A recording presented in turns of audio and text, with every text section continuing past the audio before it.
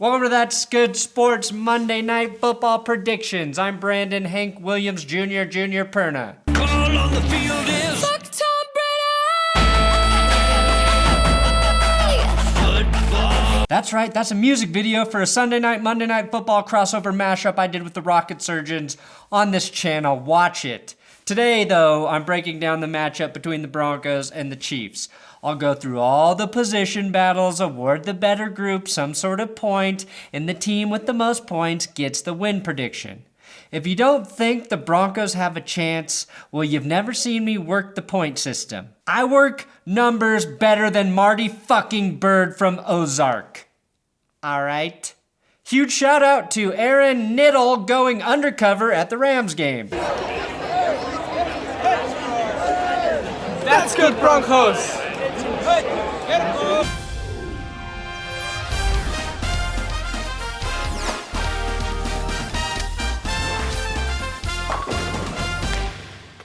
Look, you may have seen this awesome commercial I made for Grip 6 Belt Company. Yeah, that one. But not only did Grip 6 make me custom designed That's Good Sports belts, not only do they build their machines that make their belts so they're 100% American made, not only are they fans of this show, but one of the big reasons I partnered with this company is because they donate 10% of their conservation series products to nonprofits dedicated to preserving buffalo habitat, pollinator habitat and research, and salmon habitat. They've given over $50,000 to great causes. It means a lot to me to be able to work with a company that gives back. So if you need a belt or a belt buckle, check them out at grip6.com. And my promo code, That's Good 20, gets you 20% off of your order. Look, the commercial's cool, but I wanted to tell you why I wanted to work with Grip 6. And now you know. Thank God this game is at home and in October.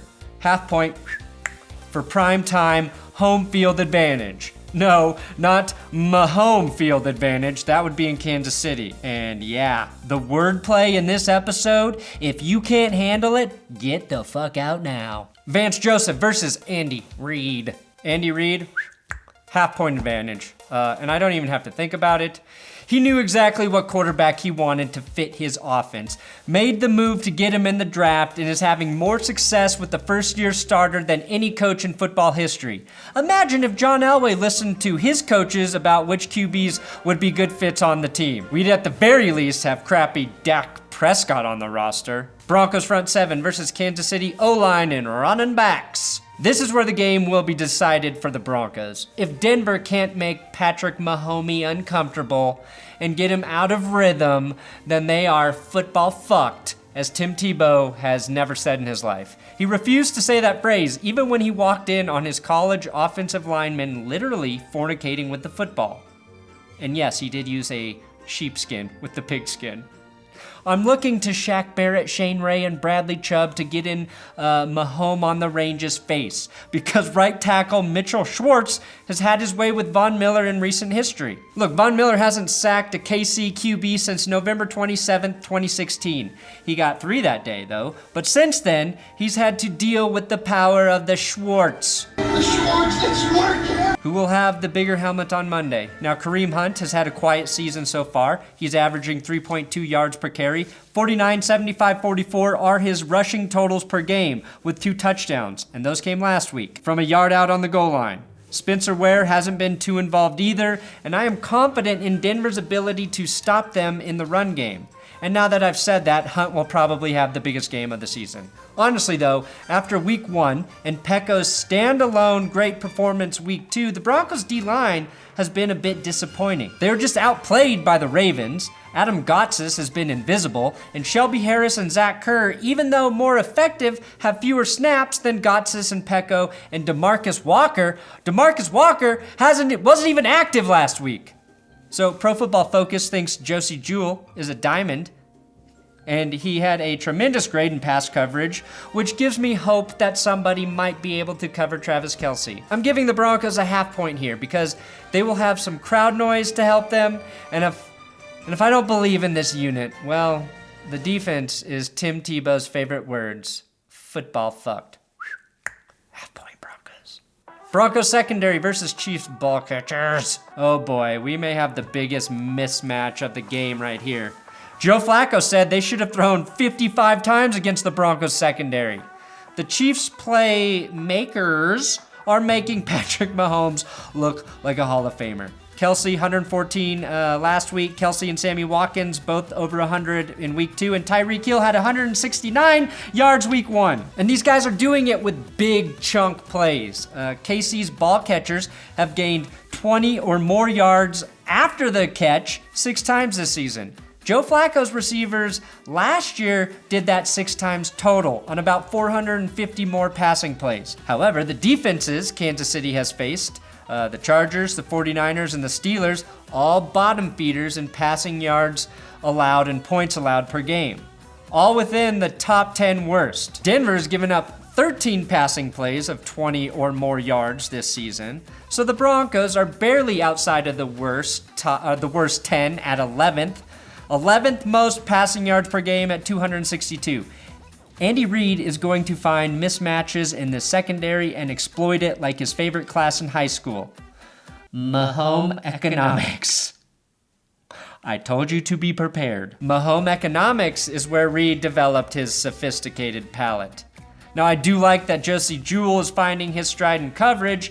That should help some with Travis Kelce, but I don't know who has had a worse secondary this year. Denver or KC? Bradley Roby is the lowest graded player on the defense right now, and Tremaine Brock and Adam Jones are both struggling with injuries and battling father time. We basically have to wish the back end of this team self-corrects. Now, I don't know if I see that happening against the most dynamic offense they have played this season, so full point advantage for the Chiefs. Special teams versus special teams.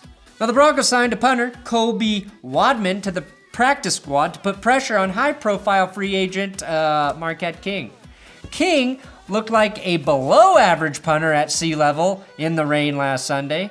Harrison Butker and Colby Wadman are a couple of nice-sounding men. Don't blow your Wadman on this kick, Butker, said the Gooch Master McManus. Tyreek Hill returns punts. Tyreek Hill is fast.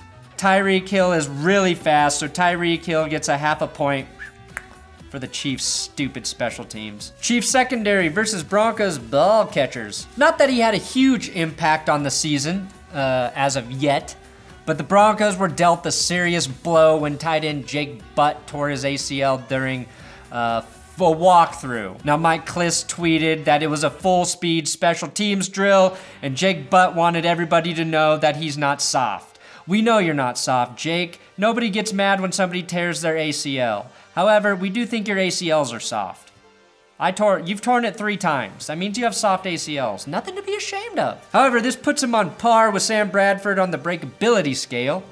Jake Butt was drafted last year and was on IR all season. The Broncos drafted tight end Troy Fumagalli this year, and he will be on IR all season. So you might say nobody drafts injured tight ends better than the Broncos. After doing some serious research, though, I found the only free agent tight end with a name worthy of replacing the legendary Jake Butt for the Broncos, and it is Jerron Ham. Elway should have that man on speed dial. The Chiefs secondary was a question mark the day they traded away Marcus Peters. Why do you always grab your crotch? Eric Berry has been out since August 11th with the mysterious heel injury. Kendall Fuller is a solid slot corner, and Orlando Scandrick has been great at times, but this secondary as a whole is giving up an NFL worst 326.7 yards per game, tied with the Buccaneers. They're giving up the 3rd highest, 30.7 points per game, so they're 30th against the run and pass. It's insane to give up 30 points per game and be 3-0. All the other teams that have done that, Saints, Chargers, Buccaneers, and Steelers, have at least 1 loss. Now, I am confident the Broncos receivers can outplay the secondary, but really it hinges on the wild card, Case Keenum. So I'll give the Broncos a quarter point in an area that should be a full point. Chiefs front 7 versus Broncos O-line and running backs. Outside linebacker, Dee Ford is on the injury report. I hope Ford does not play. Not just because the Chiefs' pass rush will suffer, but so I can hear the announcers try and say this name. Tano Capasino. who has been sharing reps with 46th overall selection Breland Speaks, our lifetime movie hero. After being threatened by the mafia, one courageous witness to a horrific murder has the courage to stand his ground on the witness stand. This Thursday, 8/7 Central on Lifetime, Breland Speaks. Don't miss the shocking things he has to say. The Chiefs are giving up 111.3 rush yards per game. That's middle of the road in terms of stats, but is rather high when you consider everyone they have played has been playing from behind. The Broncos can win this game by running the ball effectively, which they should be able to do as long as these refs don't eject Phillip Lindsay for punching less than Tyreek Hill. Lindsay, in this game, could be to Denver what Tyreek Hill is to KC. No, not a domestic abuser. The other thing, a weapon that swings this game. And no, not swings his fists. Long drives produced by the line and the backs will keep Mahomes loans on the sideline. Those Mahomes loans will default. If you weren't prepared, you should have left when I told you to. Denver gets a small 0.25 advantage. Should be more, but I'm scared Garrett Bowles is going to tackle all of the Chiefs defenders, including Andy Reid on the sideline. Case Keenum versus Patrick Mahomes. This week we learned some tragic news. Now I knew Lil Xan was the hardest of all the mumble rappers, and that's why he was hospitalized after eating too many hot Cheetos, the most gangster thing I've seen since Big Gulps killed Tupac and Biggie Smalls choked on a powdered mini donut. If any NFL players look like they might be put in the ER from ODing on hot Cheetos, it's Patrick Mahomes Slice. And yeah, I'm not scared to admit it. I am Mahomophobic. Yes, Patrick has an extra Mahomazone giving him superior arm strength. Sorry, Broncos fans, but Patrick Mahomes is legit. At least until Andy Reid breaks him in the playoffs. He's got two things you want in a QB, an arm and a brain. He's smart with the football, and he's already mastered Russell Wilson's snake sack escape. Andy Reid has him making a lot of safe throws throughout the game, but Mahomes will beat you when a play breaks down, and he is doing the little things most rookies don't do well, like look off the safety, and remember to never shower with the defensive lineman. All Case Keenum, though, all he has to do is throw the ball to Jano. Last week, 49ers had success with Kyle Juszczyk, and without Jake Butt now, the Broncos need some sort of sneaky backdoor touchdown weapon. Case had a bad game in Baltimore. Maybe his knee was hurt, more than we know. Maybe it was the rain, or maybe he was just saving all of his greatness for Monday Night Football. Pat Mahomes, 3/4 of an advantage. The Chiefs have the point advantage. No way around it. And they have been a better team this season. They get the official win prediction. But if you think I'm going to sit here and bow down to these true American Chiefs like a fur-trading coward, you're fucking wrong. It's Mile High Magic, baby. John Elway is going to pipe in weed smoke to the Chiefs locker room, making them more paranoid than Bill Cosby's asshole.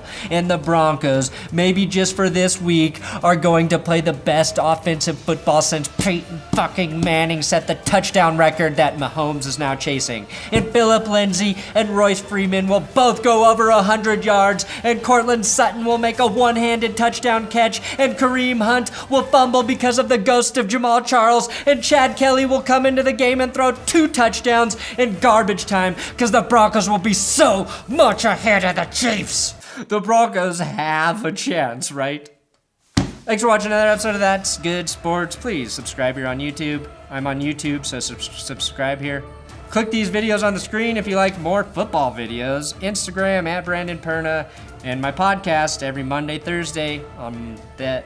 And I've got a podcast every Monday, Thursday on the That's Good podcast channel.